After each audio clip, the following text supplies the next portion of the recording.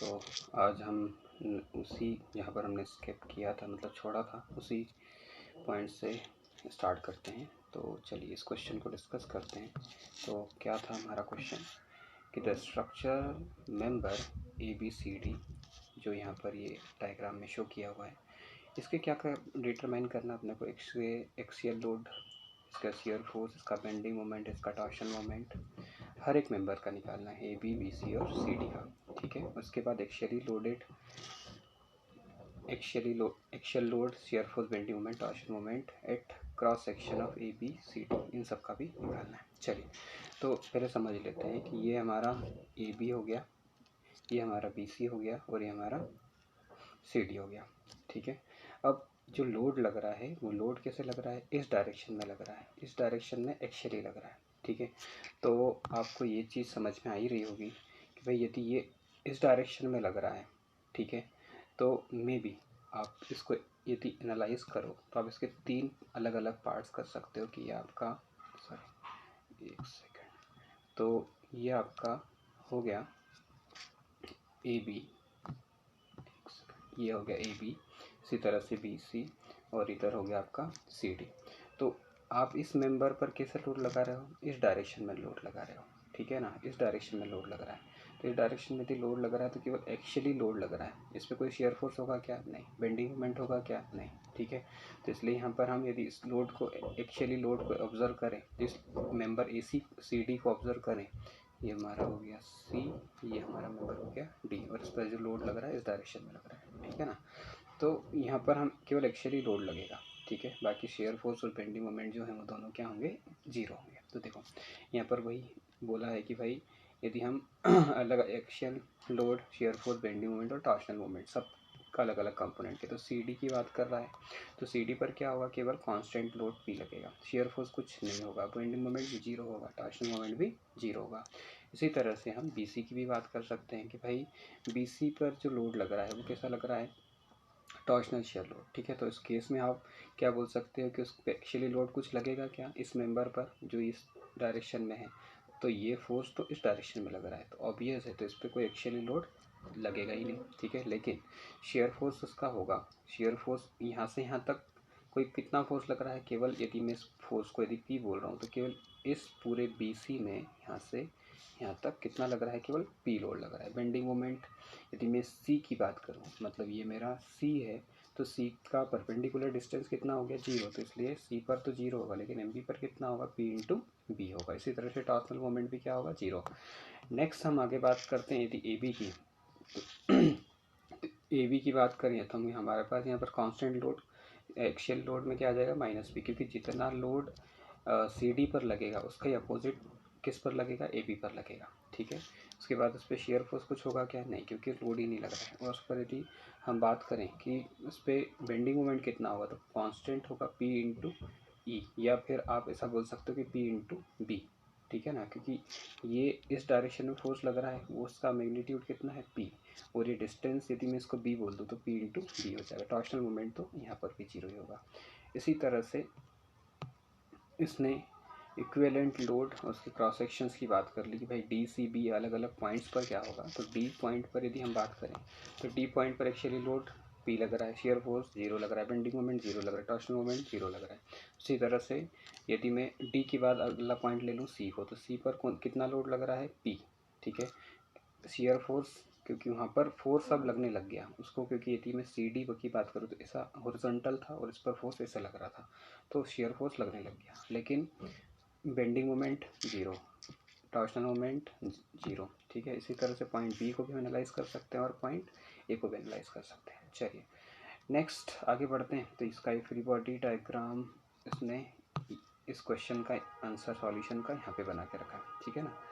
चलिए तो यही हम यहाँ पे समझा था कि भाई ये हमारा CD है, तो जितना P इधर लगेगा उतना P इधर लगेगा। ठीक है।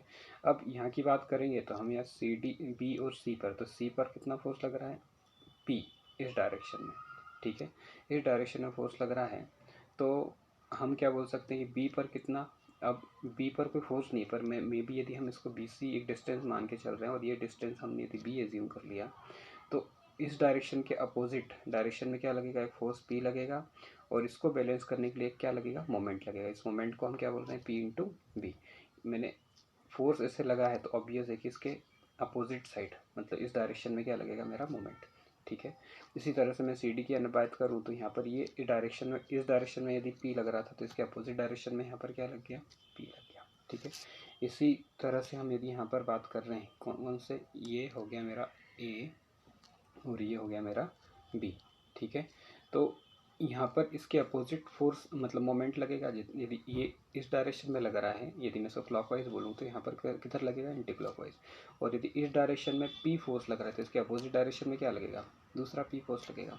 ठीक है ना, चलिए आगे बढ़ते हैं। तो अगला क्वेश्चन भी उसी तरह का है, लेकिन बस उसमें चेंज क्या है कि हमने क्या कर दिया, जो फोर्स का डायरेक्शन जो था, लोड का डायरेक्शन, वो क्या कर दिया, बदल।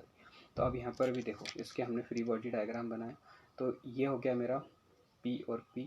ठीक है, ये मेरा CD हो गया, ये मेरा हो गया BC, ये हो गया मेरा BC, ये हो गया मेरा CD और ये हो गया मेरा AB एज यूजुअल। ठीक है, अब इस पर भी हमको क्या करना है, actually loaded, shear force, bending moment और टॉर्शन मोमेंट को कैलकुलेट करना है। ठीक है, तो हमने इनके फ्री बॉडी डायग्राम बनाया। तो मैंने CD को बाहर की तरफ निकाल दिया यहाँ पे। ठीक है, तो देखो P यहाँ इधर लग रहा है, तो P इस डायरेक्शन में लग रहा है, डाउनवर्ड डायरेक्शन में। तो C पर किधर लगेगा, अपोजिट डायरेक्शन में लगेगा। और यहाँ पर C और D के बीच में थी, मैं डिस्टेंस को क्या बोल रहा हूँ, C। तो यहाँ पर एक मोमेंट लगने लगेगा जो कि कैसे इस डायरेक्शन में उसको घुमाएगा। ठीक है, तो यहाँ पर मोमेंट कैसा लगा, M/P इंटू C, ये मोमेंट लगेगा। इसी तरह से यदि हम यहाँ पर बात कर रहे हैं, किसको ऑब्जर्व कर रहे हैं, B और C को। तो B और C को भी यदि आप ऑब्जर्व करोगे तो आप क्या देखोगे कि ये P फोर्स जो कैसे लग रहा है, इस डायरेक्शन में लग रहा है, कंप्रेसिव डायरेक्शन में। ठीक है, तो इसके अपोजिट डायरेक्शन में दूसरा फोर्स लगने लगेगा। लेकिन मोमेंट की बात करूँ तो मोमेंट यदि यहाँ पर इस डायरेक्शन में लग रहा था तो यहाँ पर ये मोमेंट इसके जस्ट अपोजिट, मतलब इसको बैलेंस करना पड़ेगा, तो इधर इस डायरेक्शन में लगेगा। ठीक है, चलिए, तो यही यहाँ पर आप लिखा हुआ है कि एक्चुअली लोडेड किस पर, CD पर 0 हो गया, क्योंकि वो एक्सियल डायरेक्शन में कोई फोर्स नहीं लग रहा है। ठीक है ना, शेयर फोर्स लग रहा है, bending moment P into C हो जाएगा 0। इसी तरह से हम यदि BC की बात करें तो वहाँ पर क्या एक्चुअली लोडेड, क्योंकि वो कंप्रेस कर रहा था उसको, शेयर फोर्स 0 हो गया। कांस्टेंट बेंडिंग मोमेंट क्या होगा, कांस्टेंट होगा, P इंटू C के इक्वल होगा, टॉर्शन मोमेंट कुछ होगा ही नहीं। इसी तरह से हम यहाँ पर बात कर सकते हैं कि हमारा ये AB जो है टॉर्शनल शेयर लोड हो गया, तो ये 0 हो गया। इसमें ये सारे कैलकुलेट कर सकते हैं आप। बस इसको क्या करना है, आपको इसके सेक्शंस काटना है और इसको ऑब्जर्व करना है। ठीक है, इसके अलग अलग पॉइंट्स के हो गए यहाँ पर। तो ये आपके अलग अलग points, actually load, shear force, bending moment, torsion moment, कहाँ पर, D पर, C पर, B पर और A पर। ठीक है, तो आई थिंक ये आप कर लेंगे, इजी है। ठीक है, चलिए आगे बढ़ते हैं। तो ये हो गया मेरा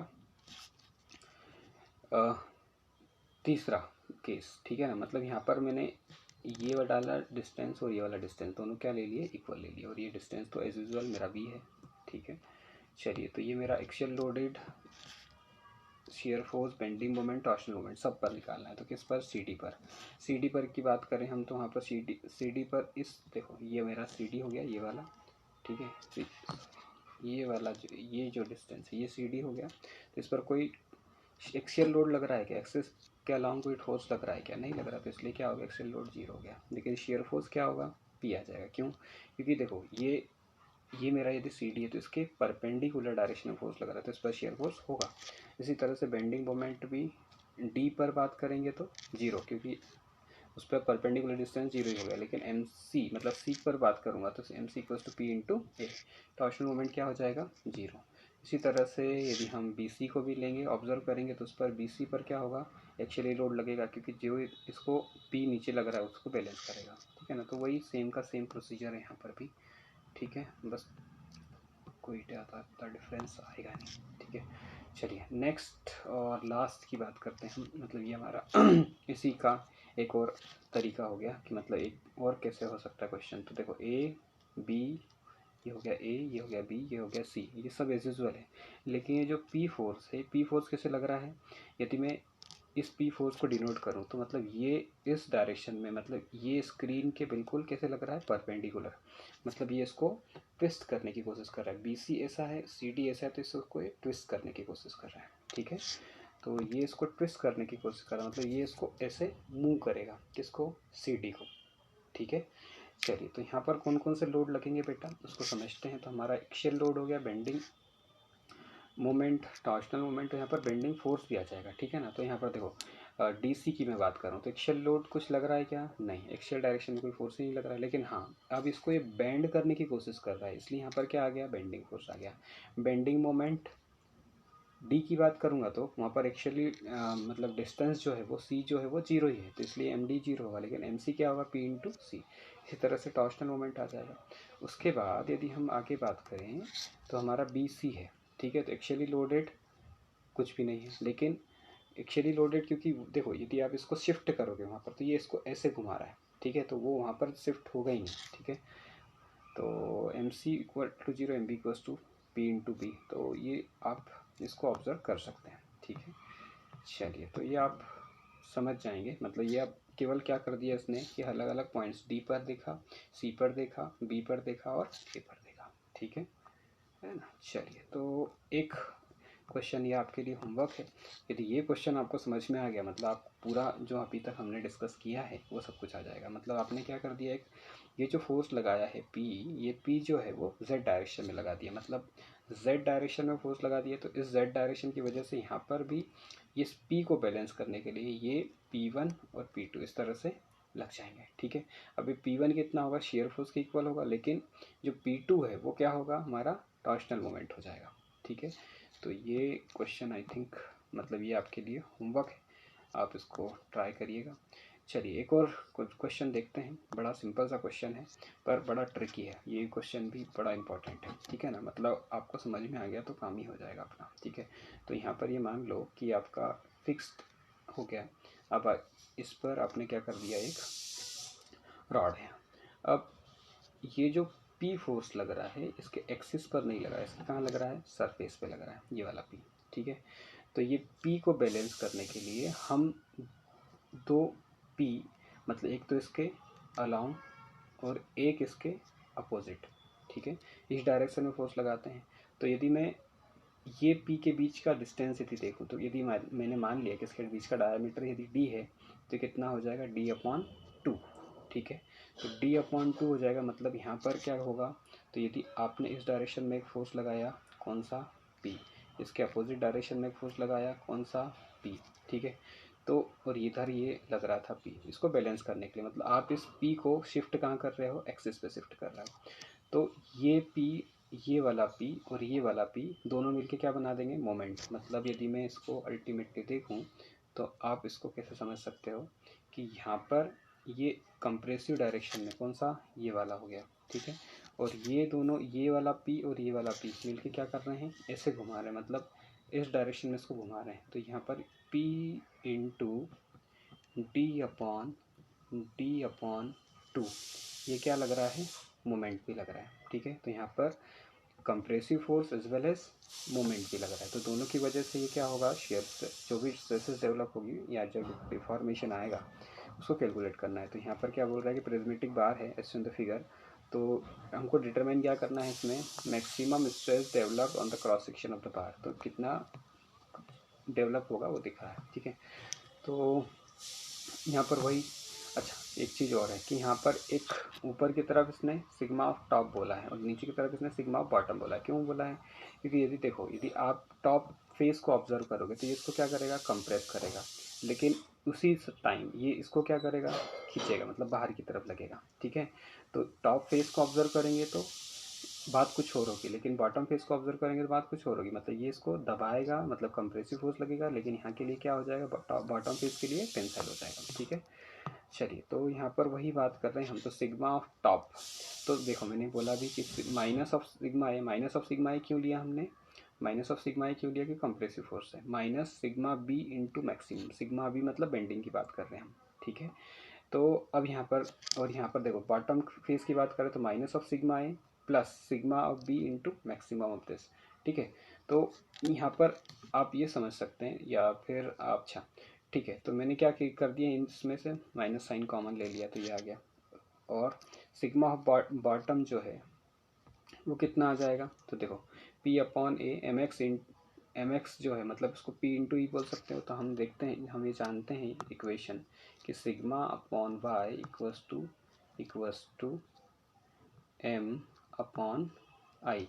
तो ये m को क्या लिख दिया, p इंटू ई, और i अपॉन y, जिसको हम क्या बोल चुके हैं ऑलरेडी, सेक्शन मॉडुलस, तो हो जाएगा हमारा सेक्शन मॉडुलस। ठीक है, तो सेक्शन मॉडुलस जब मैं उसको लिए निकालता हूँ तो बॉटम के लिए, मतलब आप इसकी जब वैल्यू कैलकुलेट करके लिखेंगे तो बॉटम के लिए कितना होगा, इतना आएगा, लेकिन टॉप फेस के लिए कुछ चेंज आएगा। तो अब इसमें इन दोनों में से मैक्सिमम कौन सा होगा, देखो यहाँ पर एक पॉजिटिव है एक नेगेटिव है, ठीक है, तो एक दूसरे को क्या कर रहे हैं, कैंसिल आउट कर रहे हैं, लेकिन यहाँ पर दोनों का साइन क्या है, सेम है, तो मतलब ये मेरे लिए क्या हो जाएगा, मैक्सिमम हो जाएगा। हम जानते हैं एक्शियल लोड क्या होता है, P upon A, M A sigma bending मैंने जैसे यहाँ बता ही दिया। तो इसकी सबकी वैल्यू जैसे मैंने यहाँ पर पुट करी तो क्या आ गया मेरे पास, sigma of maximum equals to 20 into P divided by pi D square. ये किस नेचर का होगा, कंप्रेसिव, क्योंकि नेगेटिव साइन के साथ आ रहा है, आप उसको ऊपर की तरफ देखेंगे तो नेगेटिव साइन के साथ आ रहा है। ठीक है, अब यहाँ पर जो क्रिटिकल पॉइंट्स होंगे वो हमारे लिए एम और एन होंगे। एक सेकेंड, तो ये मेरे लिए ये वाला जो पॉइंट है, ये वाला पॉइंट जो है वो क्रिटिकल पॉइंट्स होंगे एज़ कम्पेयर टू पी, और इसको यदि मैं क्यू बोलता हूँ तो, ठीक है, तो पी और क्यू के कंपैरिजन में। ठीक है, और आगे क्या बोल रहा है, तो ये तो आपको पता ही है कि मोमेंट ऑफ इनर्शिया इतना होता है। ठीक है, तो और वाई मैक्सिमम इक्वल्स टू क्या होता है, डी बाई टू, तो हमारे लिए Z X Y X X या वाई वाई क्या हो जाएगा, पाई बाई 32 डी क्यूब। तो यही वैल्यू ऊपर की तरफ पुट किया है। Neutral axis coincide with the inner fibre below centroidal axis. चलिए आगे बढ़ते हैं। नेक्स्ट क्वेश्चन, तो इसी क्वेश्चन के यहाँ पर तो ये इसका फ्रंट व्यू बनाया हुआ है, मतलब इस तरफ से जो साइड व्यू था वो साइड व्यू बनाया हुआ है। ठीक है, तो क्या बोल रहा है कि क्वेश्चन फ्रॉम द वो the question for the location of the neutral axis, तो ये इस तरह से अपने को दिखेगा। ठीक है, और कहाँ पर होगा, मतलब y इसका जो आएगा वो कहाँ पर होगा, तो कुछ नहीं, बड़ा सिंपल है। तो आपने जब भी हम इन दोनों को कंपेयर करेंगे तो एक टेंसाइल नेचर का एक कंप्रेसिव नेचर का, तो कहीं ऐसी कंडीशन होगी जहाँ पर क्या आएगा, इसका टेंसाइल से कंप्रेसिव नेचर जो है एक दूसरे को कैंसिल आउट कर रहे होंगे, मतलब वो पोजीशन अपने को क्या करना है, फाइंड करना है। तो कैसे फाइंड करेंगे, कुछ नहीं, बड़ा सिंपल है, sigma of neutral axis equals to minus of sigma A plus sigma bending. दोनों को हमने क्या कर दिया, इक्वल टू जीरो पुट कर दिया, क्योंकि जहाँ पर न्यूट्रल एक्सिस होगा वहाँ पर स्ट्रेसेस क्या हो जाएगी, जीरो। तो दोनों को हमने इक्वेट कर दिया, तो यहाँ से हम दोनों की वैल्यू केवल पुट करी है हमने और कुछ भी नहीं, तो हमको क्या मिल गया यहाँ से, y equals to D upon 8। चलिए आगे बढ़ते हैं। अच्छा, ये क्वेश्चन गेट में आया हुआ है, ठीक है, तो इसको समझते हैं अपन। बड़ा सिंपल सा क्वेश्चन है, कुछ नहीं। For the member S on the figure determine the maximum stress develop on the cross section of the vertical member. ठीक है, अब इसका एक क्रॉस सेक्शन इधर दिया हुआ है, ठीक है, मतलब 2B और 2A का इसका क्रॉस सेक्शन है, और इधर यहाँ पर P लोड लग रहा है। ठीक है, तो इसकी सेंट्रिसिटी मतलब यहाँ से कितना हो गया, तो 2B का आधा 2AB होना चाहिए इसको भी, ठीक है ना, स्क्वायर क्रॉस सेक्शन बना तो 2B होगा, ठीक है ना, तो equals to L minus B. ठीक है, तो ये मेरे लिए क्या हो गया, ट्रांसफर शियर लोड हो गया, और यदि मैं इस डायरेक्शन में बात करूँगा तो ये मेरे लिए इसेंट्रिक एक्सियल ट्रांसफर लोड हो जाएगा। ठीक है, चलो तो इसको समझते हैं। बड़ा सिंपल सा क्वेश्चन है कि अब देखो, तो यदि आप इसका फ्री बॉडी डायग्राम बनाओगे तो एक तो ऐसा हो गया और दूसरा ये लिंक हो गया। तो यहाँ पर जब हम इसकी बात करेंगे यहाँ पर, ठीक है, तो ये इसको क्या करेगा, मोमेंट देगा, मतलब यहाँ पर आप इसको फोर्स लगाओगे तो एक एक्सियल डायरेक्शन में फोर्स लगा जाएगा और एक यहाँ पर क्या लग जाएगा, मोमेंट लग जाएगा। तो यही यहाँ पर लिखा हुआ है कि sigma A plus sigma of maximum along the Y direction Y Y. ठीक है, तो सिग्मा ए तो पता ही अपने को पी अपॉन ए होता है, तो P upon cross section area कितना है, 2B इंटू 2B, तो 2B का स्क्वायर 4B स्क्वायर आ गया। इसी तरह से मैं मोमेंट निकालूँ अबाउट वाई एक्सेस तो कितना निकल जाएगा, P into L minus B. अब मैं सिग्मा बी मैक्सिमम निकालना चाहता हूँ तो एम वाई या P into L minus B, और मैं इसका क्या निकालने जा रहा हूँ, सेक्शन मॉडुलस, तो 1/6। देखो, क्योंकि हमारा जो सेक्शन मॉडुलस है फॉर द रेक्टेंगुलर सेक्शन तो बी क्यूब अपॉन 12 होता है। ठीक है, और y की मैं बात करूँ तो वो कितना होगा, d अपॉन 2। तो ये 2 से ये गया तो कितना आ गया 6, और ये d से ये गया तो कितना आ जाएगा 2, तो बी डी स्क्वायर अपॉन 6, तो वही लिखा हुआ है यहाँ पे। ठीक है। तो 1/6 2b इंटू 2b का स्क्वायर, ठीक है। तो ये आ गया मेरे पास ये मेरे पास आ गया, सॉरी, तो 3p(l-b/4p³। इन दोनों की वैल्यू को उठा के जब मैं यहाँ पर पुट करता हूँ तो मुझे क्या मिल जाएगा, सिग्मा मैक्सिमम मिल जाएगा, ठीक है। अब ये जो क्वेश्चन है it is not a prismatic bar. अच्छा, ये प्रिज्मेटिक बार नहीं है, मतलब यहाँ पर इसका क्रॉस सेक्शन एरिया क्या हो रहा है, चेंज हो रहा है, ठीक है ना। तो मैंने देखो यहाँ पर एक पी फोर्स लगाया, ये एक्चुअली टेंसाइल लोड है, मैंने 3 सेक्शन ले लिए, 1 2 3, ठीक है। तो मे भी मान लो कि ये डायामीटर आधे तक ही है, ये वाला बीच वाले सेक्शन का, मतलब ये वाला जो सेक्शन है इसका डायामीटर कितना है, d/2 तक ही है। और फिर मैं इस पर फोर्स लगा रहा हूँ इस डायरेक्शन में, तो मे बी मेरे लिए यहाँ पर ये कैसे हो जाएगा, तो देखो ये मेरे लिए मिडिल पार्ट हो गया, ये d/4 मतलब ये इस सेकंड वाले पार्ट की मैं बात कर रहा हूँ, ठीक है ना। तो इसका d/4 और d/4 आ जाएगा। तो इस पर जो लोड लगेगा यहाँ पर इस पॉइंट पर लगेगा, मतलब ये इस डायरेक्शन में लगेगा, ठीक है। तो sigma of top equals to sigma of maximum equals to sigma of axial plus sigma of bending, क्योंकि ये इस 2 वाले सेक्शन की मैं बात करूँ तो इसको क्या करना चाहेगा, बेंड करना चाहेगा। और बॉटम की बात करें तो बॉटम में क्या हो जाएगा, सिग्मा ऑफ ये minus sigma of bending moment of maximum, ठीक है ना। चलिए आगे बढ़ते हैं।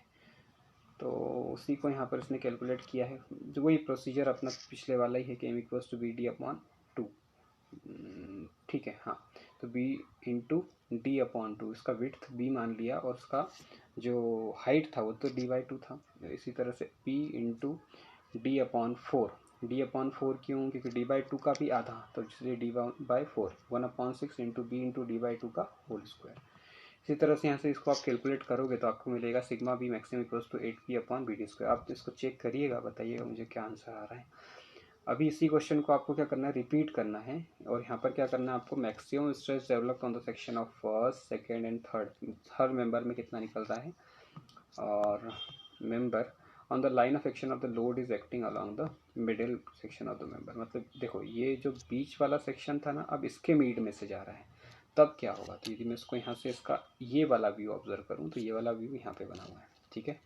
तो कैसे दिखेगा, मतलब ये वाला डिस्टेंस मेरे लिए कितना हो गया, d/4 हो गया, ठीक है। ये d/4 पे लग रहा है, तो उस केस में यदि मैं इसको ऑब्जर्व करूं तो कैसे बनेगा, तो यहाँ पर देखो sigma of maximum sigma A plus sigma B में कौन से वाले 1 की बात कर रहा हूँ, ठीक है। तो उसके लिए क्या हो जाएगा, p/b इंटू डी, एक्शियल तो रहेगा वही, कोई इशू नहीं है, लेकिन यहाँ पर डिस्टेंस क्या हो जाएगा, p इंटू d/4 और 1/6 bd²। दूसरे सेक्शन की बात करते हैं, sigma of axial equals to p/b into d/2, तो ये केवल इस पर एक्शियली फोर्स लगेगा, है ना। इसी तरह से तो इन दोनों को यहाँ पर क्या कर दिया, सम कर दिया, तो ये मिल गया अपने को फर्स्ट वाले के लिए, ठीक है। चलिए, तो नेक्स्ट लेक्चर से हम स्टार्ट करेंगे हमारा मेन स्ट्रीम सब्जेक्ट, ठीक है ना। मतलब अब यहाँ से हम स्ट्रेंथ ऑफ मटेरियल स्टार्ट कर रहे हैं, क्योंकि अभी तक हमने केवल जो स्टार्ट किया है या जो समझा है, ठीक है, तो वो जो पढ़ा है हमने वो केवल उसके बेसिक फंडामेंटल है, किसके, स्ट्रेंथ ऑफ मटेरियल के। अब हम जो डिस्कस करने जा रहे हैं, ठीक है, वो है हमारा स्ट्रेंथ ऑफ मटेरियल, यहाँ से शुरू होता है, मतलब ऐसा बोल सकते हैं आप, ठीक है। चलिए, तो आई होप ये आपको समझ में आया होगा। Wish you all the best for your